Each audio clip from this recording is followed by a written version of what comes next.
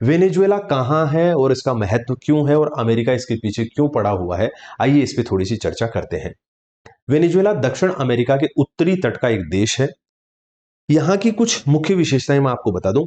एक तो यहाँ पर ये मराकेबो झील है और एक है ओरिनिको रिवर। ये ओरिनिको रिवर और मराकेबो झील, ये दोनों, ये क्षेत्र जो है, यहां पर विश्व के सबसे बड़े खनिज तेल के भंडार हैं। यानी विश्व में इतने बड़े खनिज तेल के भंडार और कहीं नहीं है जितने बड़े खनिज तेल के भंडार वेनेजुएला के अंदर है। अब अमेरिका की सीधी नजर इसी चीज पर है कि वेनेजुएला को किसी भी प्रकार से बदनाम किया जाए और अमेरिका उसके संसाधनों, खासकर खनिज संसाधनों पर अपना अधिकार जमा ले, जो जमा चुका है। ठीक है, तो उसके राष्ट्रपति को वहां से उठा लिया सब कुछ। तो इस ओरिनिको नदी घाटी की बात करेंगे। ये अटलांटिक महासागर में गिरती है। कैरेबियन सी जो है अटलांटिक महासागर का भाग है। ओरिनिको झील भी बिल्कुल इसी तट के सहारे ही यहाँ पर बड़ी सी झील है। ठीक है, उत्तर पश्चिमी वेनेजुएला के अंदर।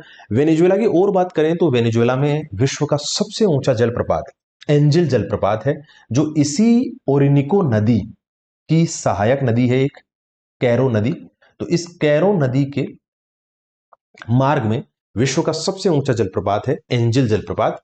एंजिल जलप्रपात 979 मीटर ऊंचा है, इतनी ऊपर से जल गिरता है, तो यह विश्व का सबसे ऊंचा जलप्रपात बन जाता है।